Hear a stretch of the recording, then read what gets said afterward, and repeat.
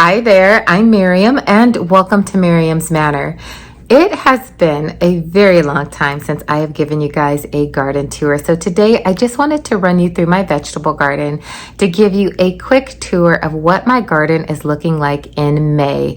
I do garden in Phoenix, Arizona, which is a zone 9B and a sunset zone of 13. We are very high heat, low desert, arid climate, and we can still grow things here. It takes a little bit of figuring out, but my garden is exploding this time of year. So I thought I would take you guys along and show you how everything is coming along.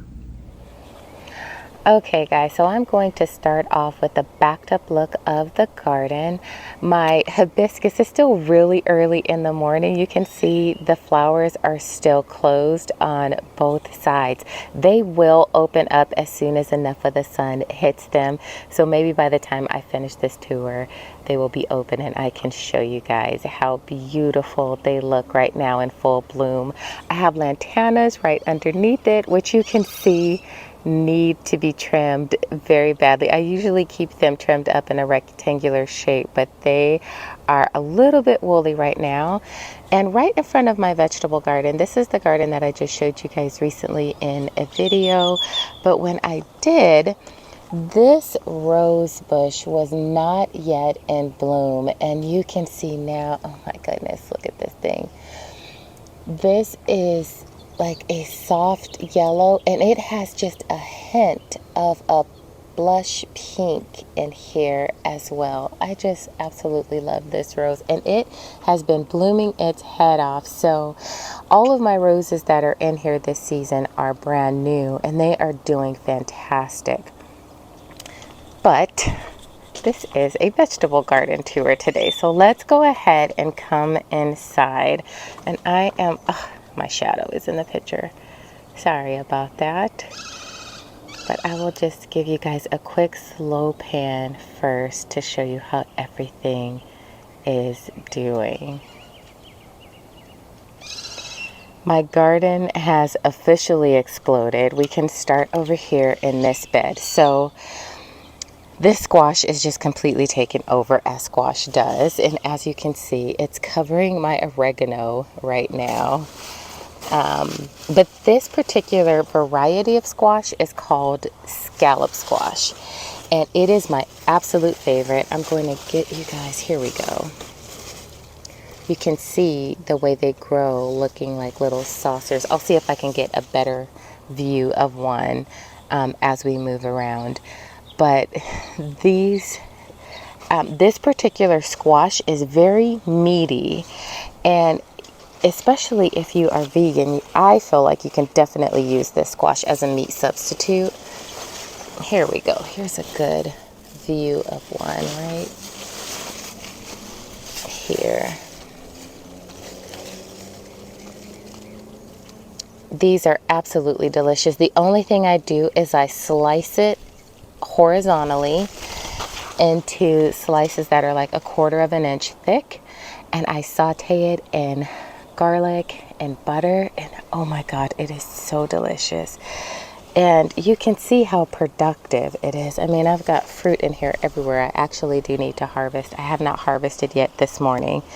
I just came out and thought, let me capture my garden this year, because I haven't taken a lot of footage, and I like to capture on video each season the things that I am growing and what has done exceptionally well.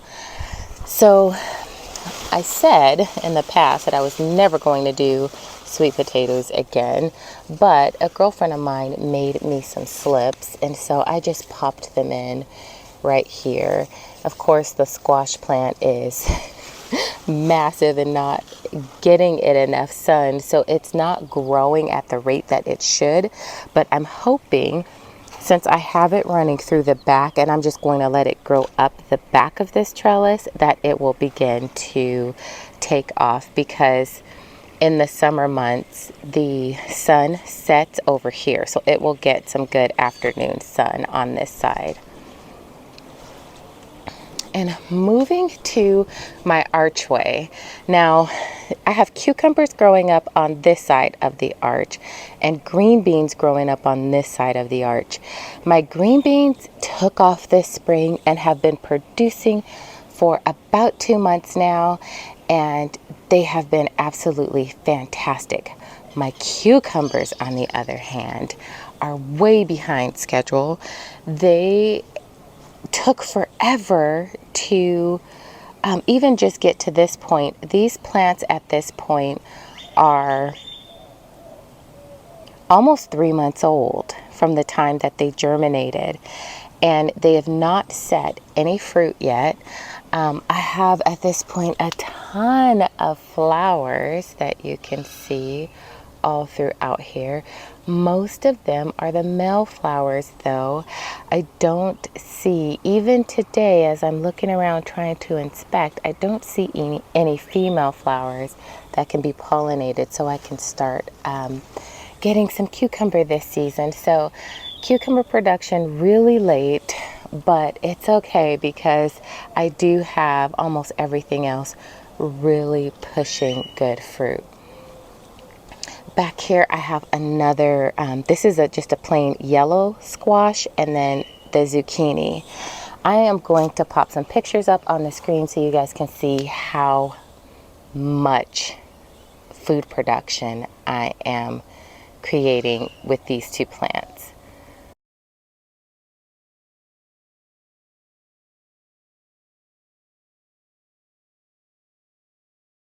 And you can see here is some fruit that also needs to be harvested that I have not gotten off yet. And let's see if there's any zucchini in here at the moment,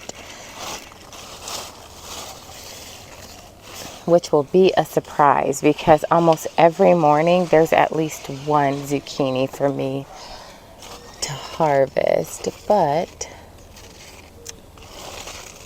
nope, I don't see anything.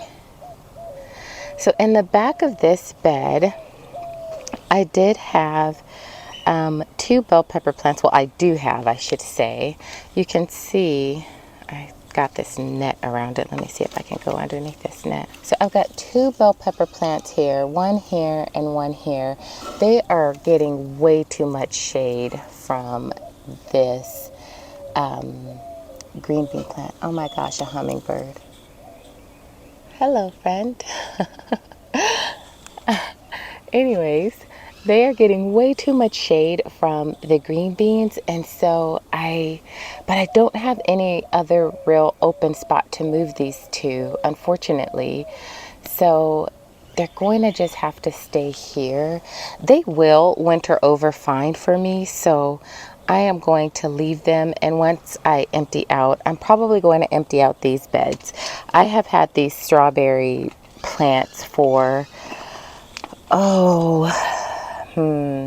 they're definitely over a year old at this point. They wintered over for me just fine. You know, strawberry plants are perennial. The problem is they're not very productive, and I take that back. They are productive for about 6 to 7 weeks out of the season, and then our heat just kicks in too much for them where they don't flower anymore. And when they do, the fruit will set really small like it's doing here, and they will grow just maybe a little bit, like twice the size of this. So they don't get really big, and it's not worth it to me to have this entire bed taken up with strawberries that aren't producing well.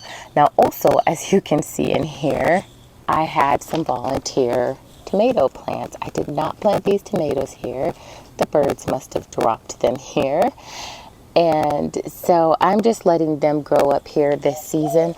But what I do plan on doing is once the weather breaks, it's too hot for me to transplant anything at this point here in the desert. But I will take those bell pepper plants in the fall and plant them both here. and they will still be able to get a little bit more sun and then actually have some production before winter hits, because we have a very long growing season here. We can grow over 300 days a year, so I will still end up getting some fruit from that this fall. So coming back this way to the back, you can see my tomatoes have completely taken over this bed. I have every tomato plant that's in this bed volunteered itself. I had tomatoes here last year. They're seeding from that. I have these, you can see this here, this color. These are the Sun Sugar cherry tomatoes, and they're absolutely delicious. If you have not grown this variety yet, you can find it at Lowe's, Home Depot. You can find the seeds. You can get them anywhere. They are so good, and they truly are sweet. The only thing that I didn't have in this bed that I planted on purpose was this rosemary, which is completely being engulfed by the tomatoes. But that's okay, because I'm glad this Sun Sugar variety came back, because I really do love it. And then I had this Japanese cucumber, which is taking a little while to take off, but you can see it is beginning to set fruit. So that's really exciting that I will finally get some cucumbers soon. Moving on this way, these are still in here I've got a mixture of a bunch of different types of tomatoes. This is a Sicilian cherry tomato. And this here in the back, if you can see more yellow tomatoes, those are the ones that bloom in the shape of a pear, and they will mature yellow, and those are really good too.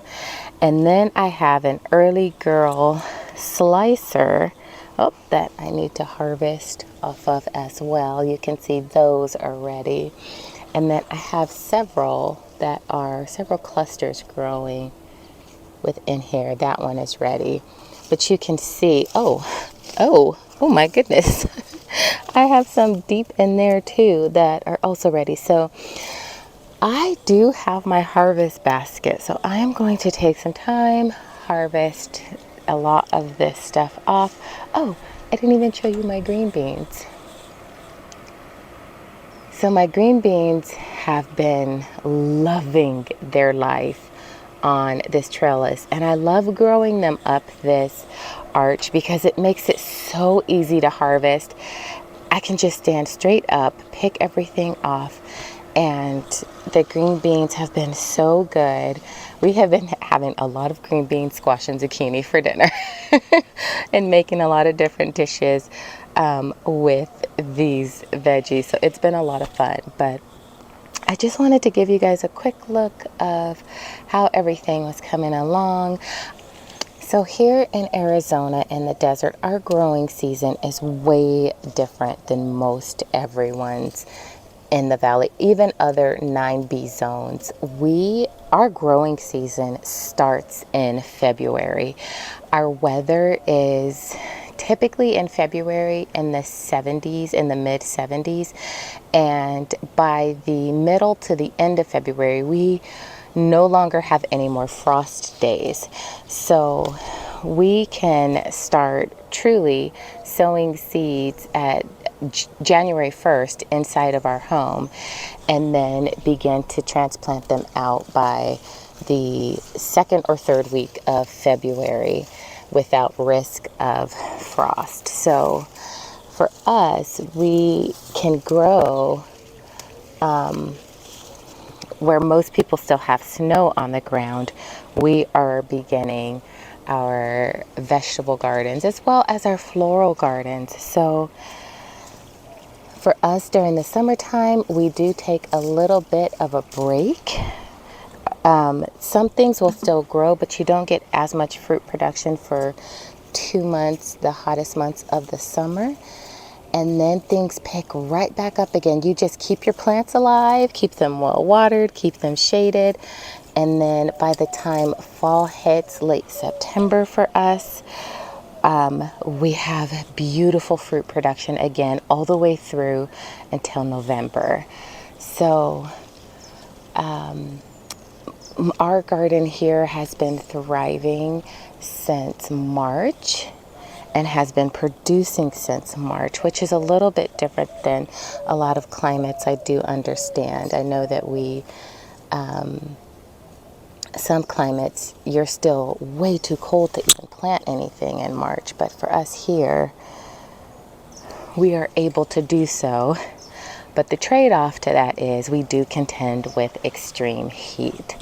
So I am going to go ahead and get the rest of these vegetables harvested, and then I will give you guys a look at everything that I end up harvesting today. All right, so here is a look at my harvest basket. I am going to spread this out so you can truly see how much food is in this basket. Okay, and here is the harvest of the day. So we've got green beans, the yellow pear heirloom cherry tomato, the sun sugar cherry tomato, the Sicilian cherry tomato, the early girl slicers, yellow squash, and the scallop squash. And of course this is scallop squash because it has the scalloped edge. But you can see how big this is. I mean, I have really big hands. I have really long fingers. And this takes up my entire hand. This squash is massive. So one can feed my family. I will slice this, once they get this size, I will slice it and saute it. And just this one is enough for a side for my family. So this will give me sides for the week. So here is a look of the hibiscus all opened up. Oh my goodness, it is just so glorious. This thing is loaded with blooms, and these blooms are all about 5 inches wide. They are large blooms. Thank you guys so much for hanging out with me while I showed you what my garden is doing in the month of May. If you guys have any questions, especially on how to garden in a hot climate, please leave me a line in the comment section and I will get back with you. If you haven't done so already, please give me a big thumbs up for this video and subscribe to the channel if you haven't done so already. So that is all I have for you guys today. So until I see you again, may your life and your garden produce good fruit. Bye.